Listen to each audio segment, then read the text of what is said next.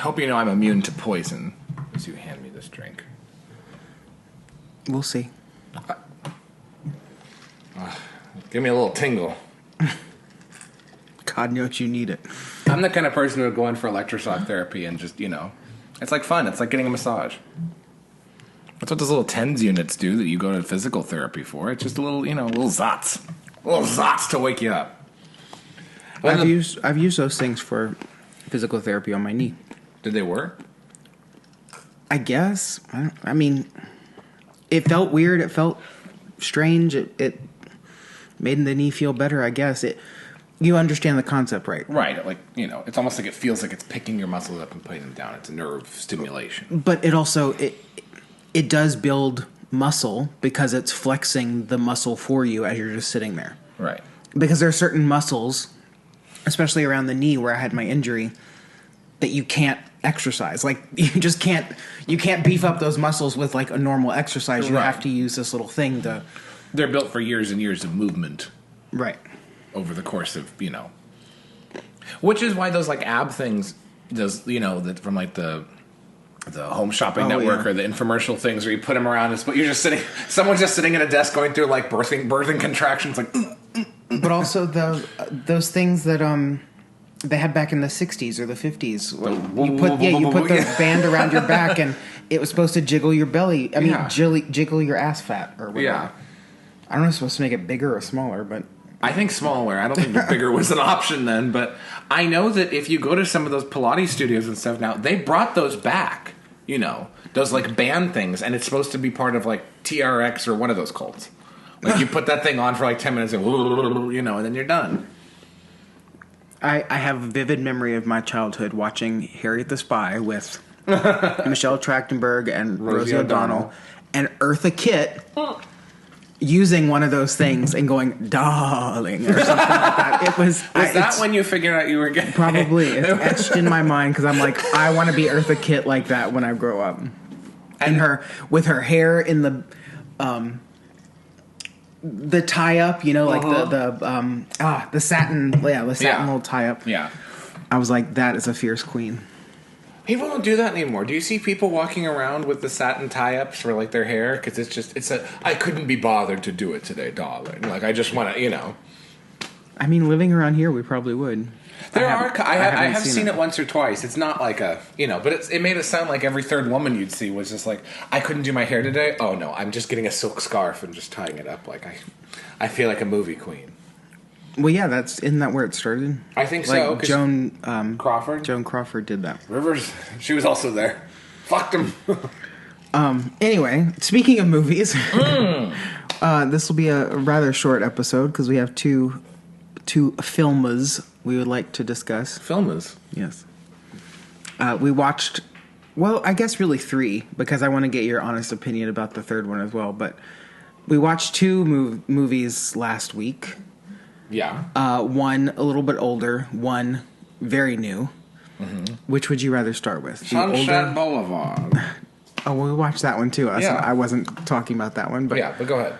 Which would you rather start with, the older or the older one? Okay, so I made him sit down and watch a film with Tilda Swinton.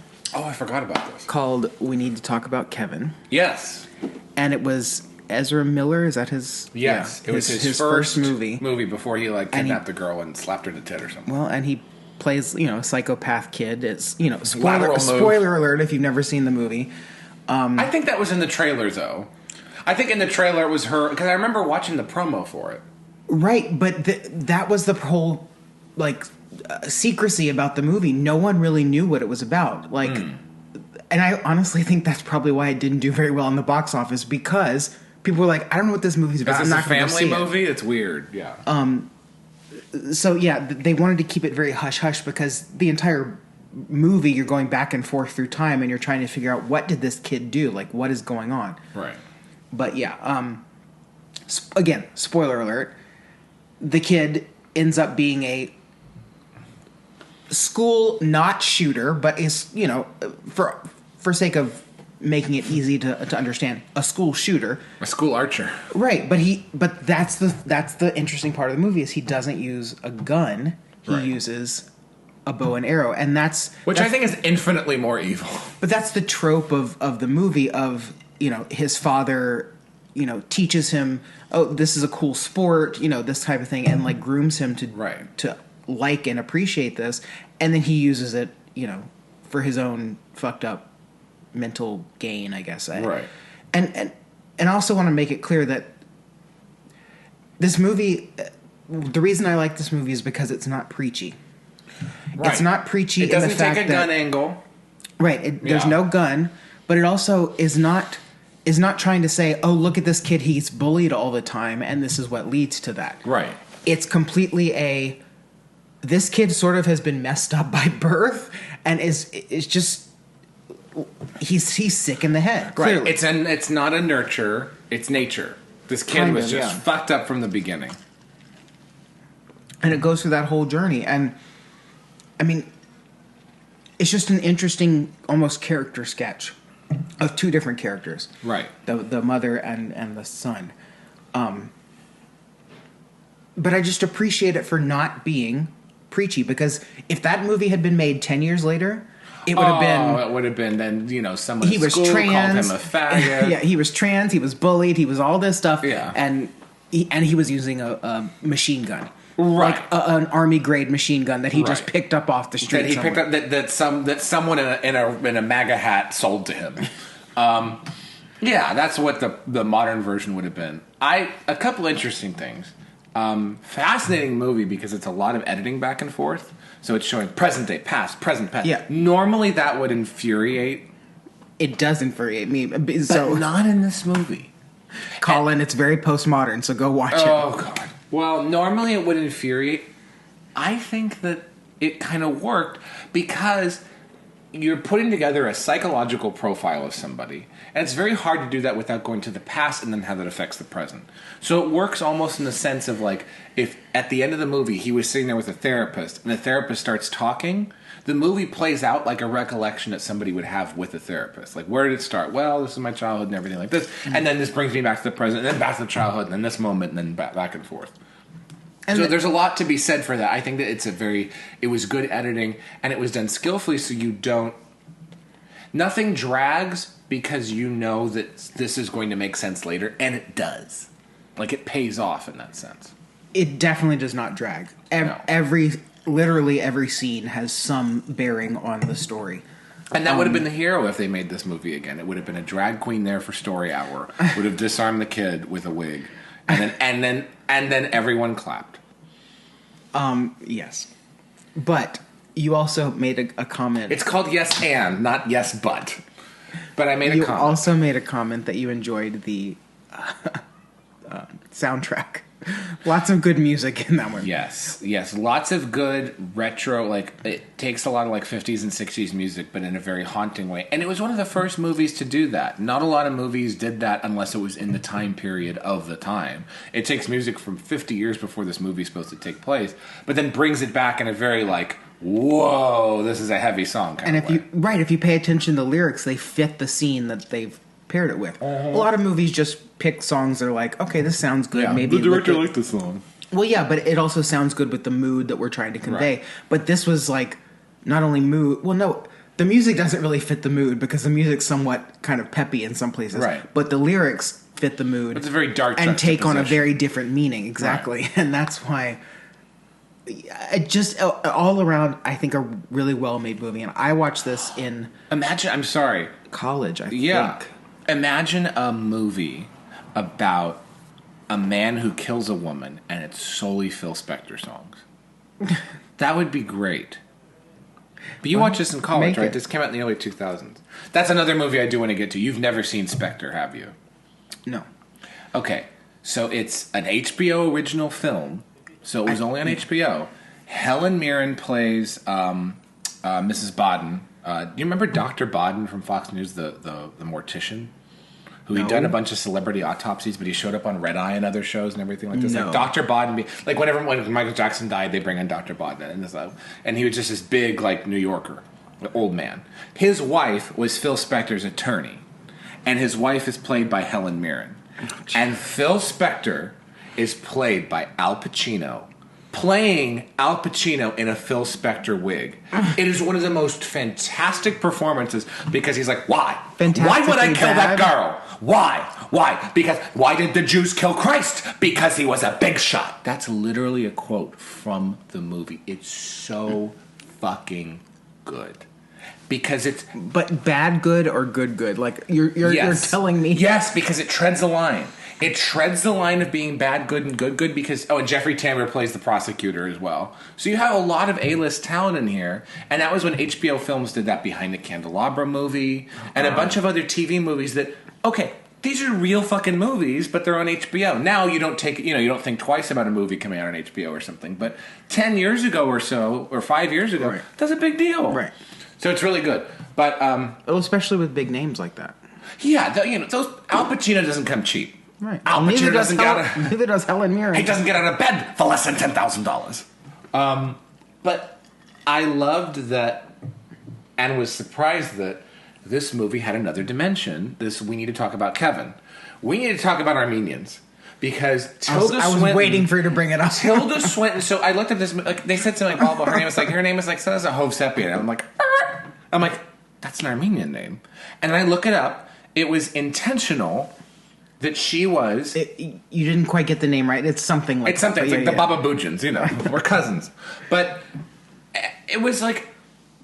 I looked it up and it was like... And the director was like, yeah, I grew up in Britain and my best friend was Armenian. I needed to pick someone of an immigrant group who was socially mobile or socially aspirational, which is why she was embarrassed by this kid's behavior. And so I picked an Armenian name and I made Tilda Swinton an Armenian in this movie. So this kid is a half Armenian school archer. Which by the way, creates a lot of implications. I guess the one drawback that I have is somewhat of the casting. Because you have Ezra Miller and the kid version of Kevin, who is clearly a Japanese kid. Like, clearly. Yes. And I'm like, you're watching the movie going, this kid was born to... Tilda Swinton and John C. Reilly. Like, that kid would be as white as possible, and this kid looks like clearly half Japanese with like the jet black hair, and you're just like, did they pick him up off this? Like, maybe that's part of. You know what? Maybe that's another dimension that I never really thought of. There is. He's not even like the real kid of these people. But I've seen half Armenian kids. I am one. Do I look half Japanese? No. Well, that would explain other things. No. Yes, I like sushi, but that doesn't count. No, there's nothing about Armenians or half Armenian kids that look half Japanese. That's a real weird... It was a weird sort of transition. He looked like full Jap... That's true. That little kid kid looked full Japanese. I know. Like, you could have fooled me. But the fact that Tilda Swinton was supposed to be a half Armenian woman just because she had black hair, like, she didn't look anywhere near... Well, because then their daughter... Right, and then the daughter's just this blonde girl. Right. Like, blonde... Like Susie Chapstick. Absolute straight hair, like completely the opposite of Ezra Miller or the kid that they got to play. I mean, the casting left some holes, and you really just had to stretch there. Apparently, this was also a book, and there were a couple aspects of the book that did not make it to the movie. Right. The kid had a friend that he later turned on during the shooting, and this friend was like, he did have like social connections at the time, so that's another dimension there. And there's a couple other things that had to do with all of this. I don't know if the book made it seem like he came from a first marriage. I don't think he did. I think he came from the two of them. But yeah, something's not right about that. But that the movie made it very clear that he came from the two of them. Okay. But yes, in any year that if the movie had made more money, I think it would have been a contender for some type of Oscar something. It's a really well made movie. It really is, and it didn't get any kind of awards. Nothing. It was like panned. Like, really? But not many people enjoyed it. It came out right after 9/11, right, or around that time, or in that sort of era. Dark movies did not do well in that period. No. I was not in college in 9/11. Thank you. No, it was like 2007, 2008. Yeah. What? Oh, I thought it came out after, like, around 9/11. No, I graduated high school in 2006. Thank you. I'm not that old. Well, I don't know. We need to talk about... it came out in 2011. Okay, so it was 10 years after 9/11. It was still very fresh. No, I'm really curious as to why it came out before Obama's second election, which was my personal 9/11. I'm really curious as to why it was, kind of looked over for any, in any regard to any awards or anything. But the point is, if you've never seen it, I've spoiled just a little bit. It's still a really good movie. I still think it's worth seeing even after what we said. Go watch it. Yes. Tilda Swinton is, she's a strange-looking woman, but she's a good actress. So I love her. And John C. Reilly in a very strange-looking woman. But John C. Reilly in a very serious role. It's very interesting. Bizarre. Yes. I mean, he played a semi-serious role in Chicago, but that was 2 minutes, 3 minutes. In this movie, he's in it for a good chunk. So, and he's pretty good too, but you don't usually see him in a serious role. I love Tilda Swinton because I feel like she's one of those people who's an actor, but also does weird modeling things, like Tilda Swinton for another magazine. It was like Tilda Swinton in the future of British fashion, and she's in all these obscure dresses and stuff because she's androgynous. But it's fantastic because it works. It looks good on her, and it doesn't look like she's trying to be pretentious because she's not like, oh, I'm an actor. It's just I've never heard her say a word outside of a movie. In fact, I don't think she speaks unless she's in a movie. Same thing with... She doesn't speak unless she gets paid. Exactly. Tilda Swinton doesn't get out of bed for less than $10,000 or a cover. The male version, John Malkovich. Really? She'll do goofy roles. She's done them before. He'll do goofy roles. He's done them before. But you don't see him commenting on pop culture or anything. But then he'll do a Prada runway, and you're like, what the fuck is John Malkovich doing there? And he just shows up, and you're like, whoa, he's in a suit, and a trench coat. I mean, you open the can of worms, so I'm just going to say this. This is what my mother and my father, they harp on, all the time. Because... actors, actresses, all of those people are here to entertain us. Right. Please just do what you're very good at, and we will buy it and consume it. Do not tell us what you think of this politician, this social Shut up thing. and sing, Laura Ingraham, 2003. You that sounds kind of condescending, but the point is, I really don't care what you think. I enjoy your art form and your talent. Can we keep it to that? But as soon as you open your mouth and you tell me, how much you hate me because I might vote Republican, then I'm like, well, I don't really want to listen to you anymore. It started around Iraq, and it's only gotten worse since, where there's this sort of expectation that a celebrity is going to have a retarded opinion about something, and it's going to be anti their audience. They're going to have an opinion about something, and their audience is going to be the brunt of the joke. Because it's I'm not like those conservatives. I'm not like those people. That kind of nonsense. And it's interesting to me how that... I think that trope has changed because Chris Pratt is more on the right. And he'll say, one positive thing, yeah, I'm a Christian dad. And then I'll be like, how dare you, So that's interesting. But to transition to the next movie... Right, I'm going to let you tell that story. Okay. Because This is another movie I had a relatively personal connection to for reasons that were entirely out of my control. The first one, the fact that you used an Armenian name and there was no other evidence of the culture. It wasn't like she was sitting there cooking sarma for him or something. Because a real Armenian mother would have, hit him a lot more. Would have, that kid would not have been 10 pounds. That kid would be eating... that kid would be in college now. That kid would be married. That kid would not have shot up a school. Armenian kids don't shoot up schools. They don't. They're too lazy, and their mothers would yell at them. So that's not happening.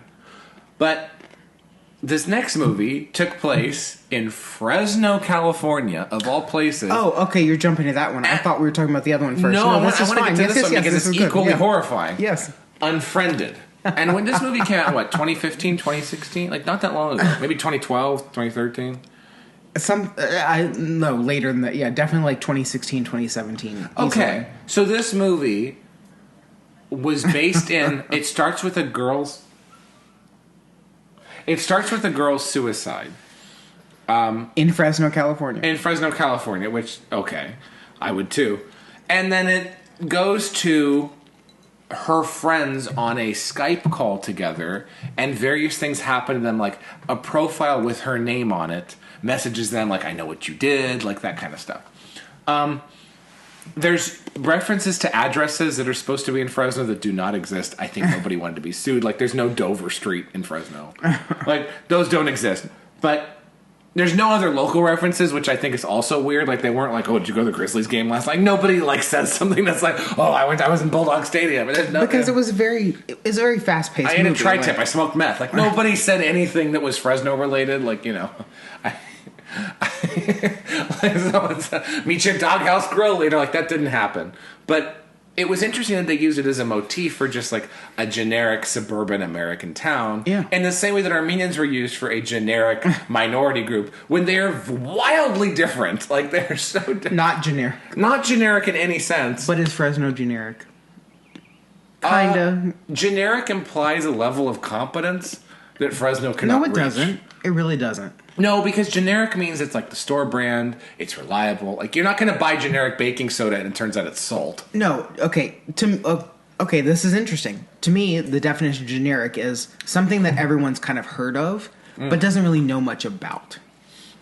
So it's like, okay. I can believe that these people are from Fresno because they have no distinguishing features, and there's nothing very famous about this place other than the name, maybe. Okay, I will have to say this. As someone from Fresno, no matter where I've gone, all over the country, I've met people from all over the world. Someone has a connection there. It's a second cousin. There was a cab driver. It was his that's ex-wife. Kevin Bacon's, you know. No, but it is. Everyone knows it. Everyone's been through there. I had a friend who was not from there or near there who accidentally spent 2 weeks of their life there. Like, people have experienced it in one way or another. Never good. It's never like, oh, it's not like Carmel. It's not like the Hamptons. It's not like, oh, I went there and I had the most wonderful time of my life in Fresno. It's you were there, something happened, you got a flat, you were part of it, you were kidnapped by the Sinaloa cartel. Something bad happened and you wound up there. It's like the El Paso of the West. It's like a more northern Albuquerque. But anyway, back to the movie. So it takes place entirely within a computer screen. Which is one girl's computer screen. Yes. So it's one girl's computer screen on her desktop. It's really innovative. That's clever. It's innovative. Yes. I gotta give it to him. Like, it's a weird movie, but it's innovative. But I like it. Like, I'm not a horror movie person, but I like that it's real. There's suspense. There's storylines. You learn more about the characters, and you go in being sympathetic for every character. You leave being 0% sympathetic for every character. Like, everyone's bad. It's getting rid of high school kids, which I think is great. And, I mean, because I saw it in theaters, I'll admit it was much scarier in theaters. Like, when you see the entire wall is one computer screen. Right. And, like, you can see the facial expressions very clearly on those screens. Like, right. You know, during the Skype call. It was effective. Like, the actors were not bad. It was much better on a large screen. Right. Kind of loses some stuff on a television screen. Yeah, it is designed for a theater because there's a lot of jump scares and things like that where it's like, you know, if you watch this movie in an Atlanta theater, you would get the fucking right of your life. Like, no, Banshee's in the garbage can. Oh! Stupid ass. Shouldn't have called her. You shouldn't have posted that video for taking a shit. It's an interesting movie. It's a fun movie. I enjoyed it. I'm glad that we watched it. It was not on my scary. radar. It was not on my radar at all. I've never heard of it. It was another movie that fell like off to the wayside because like not many people watched it. Or it came at a weird time. Like it came out in the same time that one of your retarded superhero movies came out. Maybe. But I have a feling it came out around Halloween, which meant like a lot of people got lost were going around. But that time, Saw 8 or whatever. But yeah, so okay. 2 movies that are relatively recent. Movies, that you 2 should genders, go see. 2 terms. What was the other one you wanted to mention? Sick. Oh, okay. Yes, we should talk about this one. So Peacock put out an original movie. Let me see. You're Peacock. That number song was one. So bad. Katy Perry sucks. I like that song. It's an awful song. She has bad songs, and that's one of her worst songs. But I like it because it's sexual. I don't know. Soon she's just going to have a song called, like, It's going to be like the Norman Freeman thing. Dick and balls. Dick and balls. Come over here with your dick and balls. Like, that's going to be the new Katy Perry single. She sang that at the coronation. Dick and balls. Dick and balls. So this is a Peacock original movie. Camilla Dan. Which, the Peacock app, to be honest, sucks. I mean... It's one of the worst streaming service apps. It feels like they made it in a weekend. However, it has all of my favorite shows on it, so I can't, it has all the Bravo shows, so it's hard to, But we stumbled upon a Peacock original movie, which why would they ever make this? The budget, the $10 budget. Well, number two, it had a pretty low budget. There was no one in there that I recognized. No, it was all one, 2 locations, but mostly one location. Yeah. And it's a short took place movie. In a house. It's like an hour 20. They were in and out. Hour 15, hour 20. It looks like they filmed it over the course of a night, and craft services only got 2 meals. Like, it was like they got dinner and maybe breakfast. Yeah. And I was thoroughly entertained. So, it's called Sick. This movie came out last year. Maybe recently, 2021. Maybe even either 2021 or 2022. Yeah, so it came out very recently. It's China virus themed. Yes. It takes place during quarantine, and right at the beginning of quarantine. Yes. Yes. So because the 2 main characters are leaving their college campus because they're like, get the fuck out of here. We can't go to school. Right. Like, there's nothing we can do. So let's go to my dad's friend's cabin up in the woods. Right. So they go up to the woods. Big mistake. Big mistake. Well, it starts with a guy in a grocery store getting his stuff. He puts his mask down for a second, and he gets admonished. And then he gets a creepy text message from somebody. Yes. And this person's like, like, why are you killing people or something like this? And so he gets to the end of the line, he checks out, he comes home, and he gets killed in his apartment. Yes. And by whoever is this creepy, shadowed figure who sent him the text message. Okay. But then a similar figure follows these 2 girls into the woods. One of them is Mexican. One of them is Mexican. One of them is black. Yes. The black one is she's very nervous about wearing her mask. She wears it in the car with one other person that's been isolated, and she's also in the medical field. So she's one of our, helping our heroes. But it's fascinating to me how this movie. Okay, I don't want to give away anything. The takeaway, though, is that people who were very anal about masks and restrictions and everything like this would enjoy this movie because they're like, oh, see, you should have worn your mask, you're hurting people and everything like this. People who thought that all that stuff was bullshit get something out of this movie because it's like, okay, those people are clearly crazy. In fact, you'll love... Yes. People like us will love this movie even more. I mean, I thoroughly enjoyed it. I was just like, you know what? It's the cheapest fun I've had in a long time. Cheapest, fastest fun. Since I went to a strip club, and then a dollar bill on a fishing line. It's the cheapest fun you can have.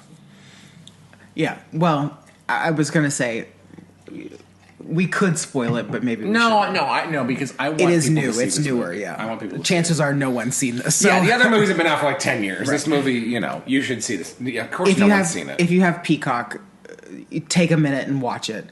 And in the comment section of this video, if you watch it, tell us what you really thought. Right. I mean, you don't have to write an essay, but give us like a, wow, you guys were right, or you guys, shut the fuck up. Don't tell me what to watch anymore. Whatever you want to say.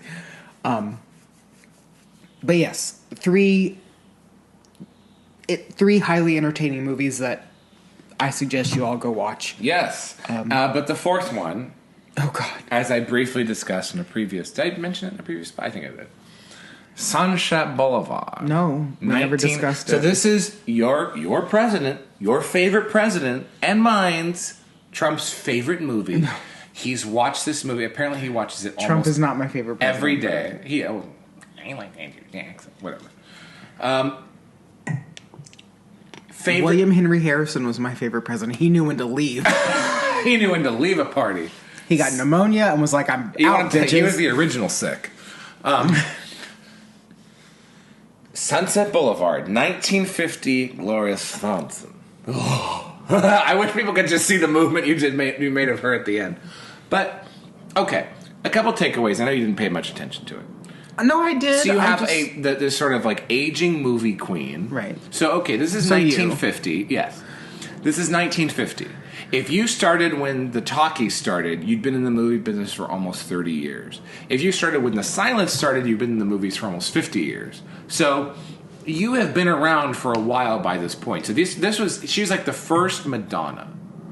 Like, you have somebody who was there at the beginning of the medium, and then it sort of extended, into the present day. So the movies went from, okay, you have the silence, you have the talkies, you have big budget films and big epics and things like that. And then going to the 40s, during the war and everything, in the 50s, women's pictures and things. So you've gone through about 4 or 5 eras of movie history by this point. And so she is this silent movie queen. What? You just said something that made me think about an interesting fact. I'm sorry. Continue. I'll what's the fact? The Women... Yes, in 1939. I thought it was made in the 40s. 39. Okay. Yeah. Well, then my theory doesn't being work. the first all-female movie. Right, there's literally not a man on screen at all. And actually no one even talking. Like, they have reference to someone being on the phone, but you never hear a man's voice. Right. But I was thinking, if it were made in the early 40s, then that would make sense because maybe most of the men were off at war or something. But that's true. But no, okay, 39. I think it was 39, right? I thought it was like 1942. It might be. The Women movie. Sorry, guys, we're doing this live on. No, I don't want the 2008 version. No, 1939. Yes. Okay, so you were right. It's based on a 1936 play. Okay. My theory would have been interesting if it panned out. But no, there was an idea of women having money to spend at the movies, and there were movies that were made for women, because when we watched Feud about Betty Davis and Joan Crawford, right. It's the early 60s, they're getting ready to make this movie, and they said, no one's making women's pictures anymore. So no one's making pictures by women for women. Or featuring women anymore. Like we went back to hero epics and male-dominated movies. So anyway, Sunset Boulevard, 1950, and there's another reference in Feud that I want to call back to. This fading movie queen wants attention somehow. Lives in this gorgeous, Holmby Hills mansion next to Beverly Hills. Has made all this money, but she wants to be relevant again and everything. So you see her going through these various phases of delusion until she finally shoots the man she's with, and when they're showing up to, the media and everything shows up to arrest her, she walks out, "All right, Mr. DeMille, I'm ready for my close-up," and then her sort of looming out towards the camera. It's fascinating. It's fantastic. It's the eighth best rated movie of all time. I imagine. Like Citizen Kane level. After the butler has gaslit her into the fact that she will be in another movie. Yes. And I just want to point out, you would be her, I would be your butler, being like, "Oh yes, you're going to be in another picture, madam." Yes, it's fascinating because there's a lot of references and things in the movie and things that she does and says that you would think, if you attached 1950 to that, you're like, "Oh, people in 1950 didn't talk like that," or like nobody in 1950 would say something like that. Oh my god, she said that, or like she's thought that. It's a very sort of selfie generation type of movie. If they ever try to remake it, I hope they shoot whoever tries it, because that'd be evil. But it's a fantastic movie. But I want to push back on that just for a minute, because people put on these rose-colored glasses of, it was a simpler time, it was a wholesome time. Right. They had a lot of fucked up shit happening. Oh, yeah. Like Edith Piaf. Yes. Edith Piaf. Some of the lyrics in some of her songs that were not, they never. Yes, her famous songs were wholesome love songs, like beautiful, beautiful music. I will give her that. Some of her not so famous songs were filthy. Right. Filthy, like talking about fucking, like all of this stuff. Little Richard stuff that was not his radio play material at the same time. So, but also we're talking about the 1920s, right. When Edith Piaf was popular. She was singing about some really racy, nasty stuff. Edith Piaf was nasty. That's the time. That's the title for this episode. No one remembers that because they put on their rose-colored glasses and they're like, nice old lady talking about France. Well, no, nice love. old lady talking about, you know, all of her love songs, which were popular and have, you know, lasted the span of time. They're wonderful songs, and she's a wonderful singer. She was a wonderful singer. She's, you know, a great talent. She still is. But those other songs that were just sort of like, oh, we won't talk about those. Like, we need to acknowledge the fact that, yeah, okay, maybe things were just slightly different. Right. But not much. People were still people. Like, of course. They still talked about the nasty shit. They still, like, come on. Yes, in America we had... Like Ma Rainey, the original comedian, and stuff like that. Like, people were... Right. People were explicit, but in different ways. But that's the thing about this... There were certain mediums that you couldn't put that on. Right. Right. But for now, a movie to say some of these Yes. things, and for it to be this beloved movie, and people... I'm like, this is some serious shit. Right. Like, this was a serious, like, sex, lies, deceit, murder. Like, you know, the four genders. This was a serious movie, but I'm...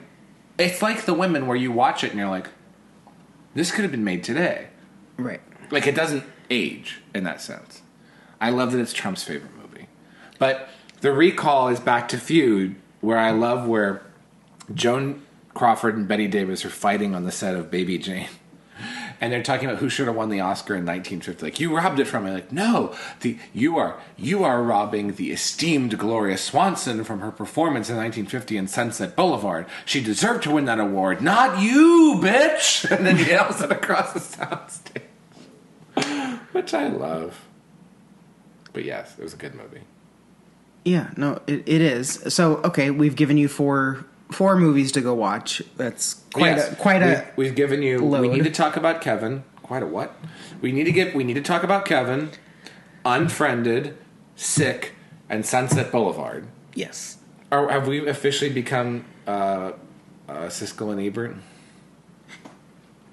Depends on who I am. I think you're Siskel. Oh, Does that make me Ebert? that means you die first, right? Siskel died first. Oh, shit.